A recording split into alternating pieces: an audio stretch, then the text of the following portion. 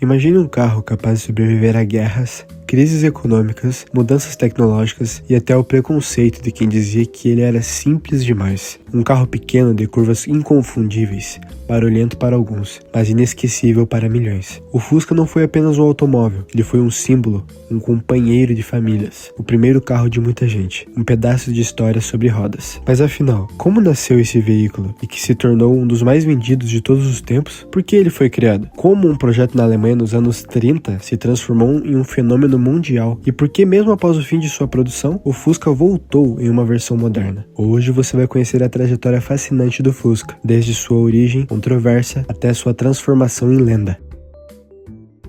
Para entender o Fusca, precisamos voltar para a Alemanha, na década de 1930. Eu sei que nós vamos falar um pouco sobre carros, mas eu não quero entrar em muito assuntos políticos nessa época, porque é um pouco complicado. Mas enfim, naquela época, possuir um carro era um luxo para poucos. A maioria da população simplesmente não tinha acesso a veículos particulares. Enquanto isso, nos Estados Unidos, marcas como Ford já popularizavam automóveis como produção em massa. Foi então que surgiu uma ideia ambiciosa: criar um carro barato, resistente e acessível para o cidadão comum alemão. O próprio nome Volkswagen significa exatamente isso: carro do povo. A proposta era clara: levar 2 adultos e 3 crianças, alcançar até 100 km por hora, consumir pouco combustível, ser barato o suficiente para trabalhadores comuns. E para desenvolver todo esse projeto, foi encarregado o engenheiro Ferdinand Porsche, um nome que mais tarde se tornaria um lendário também no mundo esportivo. Porsche precisava criar um carro simples, funcional e robusto. Nascia ali o embrião do que o mundo conheceria como Fusca.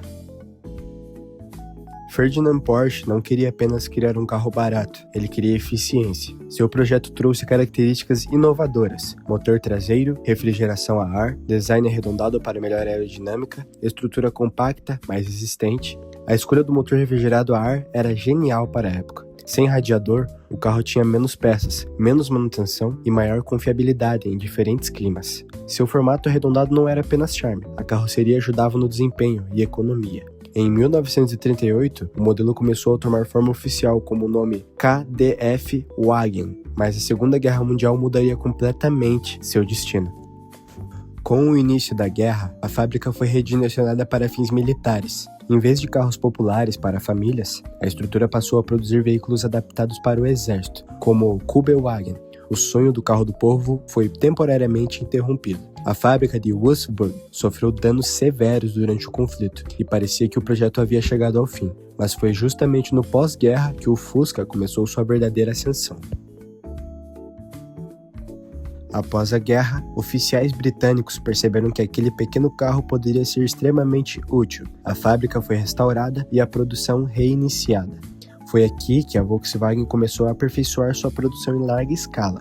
Inspirada em métodos industriais modernos, a empresa apostou em padronização de peças, linhas de montagens eficientes, controle rigoroso de qualidade, produção em grande volume e o resultado? Um carro relativamente barato, confiável e fácil de consertar. Enquanto muitos veículos da época eram complexos, o Fusca era simples e justamente aí estava sua genialidade. Ele podia rodar por anos com manutenção básica. Essa combinação transformou o modelo em sucesso internacional. Nas décadas de 1950 e 60, o Fusca explodiu globalmente. Nos Estados Unidos, virou símbolo de contracultura. Enquanto carros americanos eram enormes e beberrões, o Fusca era compacto, econômico e diferente. Sua campanha publicitária, Think Small, se tornou uma das mais icônicas da história do marketing. No Brasil, lançado em 59, o Fusca rapidamente conquistou o coração da população. Aqui ele virou táxi, carro de família, veículo de trabalho e sonho de consumo. Seu apelido carinhoso mudava de país para país: Beetle, Vocho, Carfer, Consinelli e, claro, Fusca. Mais do que um carro, ele se tornou parte da cultura popular. Mas por que o Fusca durou tanto? A resposta está em 3 pilares: simplicidade, robustez e identidade. O seu projeto mecânico era fácil de entender e reparar. Ele era conhecido por suportar condições difíceis. Seu design era tão único que atravessou gerações sem perder reconhecimento. A Volkswagen manteve sua essência por décadas, fazendo melhorias graduais sem destruir sua identidade. Isso criou uma relação emocional rara entre produto e consumidor.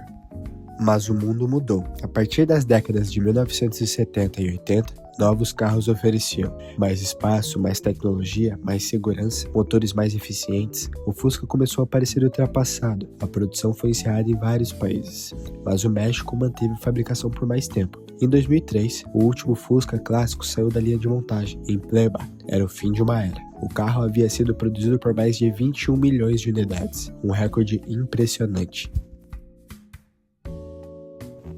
Mas lendas nunca morrem. Em 1997, a Volkswagen trouxe o New Beetle. Ele mantinha o visual nostálgico, mas agora com plataforma moderna, mais conforto, tecnologia atualizada. Depois veio o novo Fusca, com design mais esportivo e sofisticado. Não era mais o carro popular original, agora era um símbolo emocional, uma homenagem moderna ao passado. Embora nunca tenha repetido o impacto social do clássico, o retorno mostrou uma verdade poderosa. O Fusca não era apenas um carro antigo, era uma memória coletiva. O Fusca nasceu como um projeto político, sobreviveu à guerra, virou símbolo de reconstrução, conquistou famílias, dominou mercados e se transformou em um dos automóveis mais amados da história. Poucos carros conseguiram algo tão raro, ser simples e ao mesmo tempo eterno. O Fusca provou que inovação nem sempre significa luxo. Às vezes a maior evolução está justamente em criar algo acessível, confiável e inesquecível. E talvez seja por isso que, décadas depois, basta ouvir o ronco do seu motor para que milhões de pessoas sorriam instantaneamente, porque o Fusca não foi só dirigido, ele foi vivido. Mas para vocês, qual a lembrança mais marcante que o Fusca fez? Foi o primeiro carro da família, um sonho de infância ou aquela viagem inesquecível? Conta aqui embaixo nos comentários pra gente conversar. Se você gosta de histórias incríveis sobre carros que marcam gerações, deixa o like e se inscreve no canal e ative o sininho, porque aqui cada máquina tem uma história e algumas delas mudam o mundo.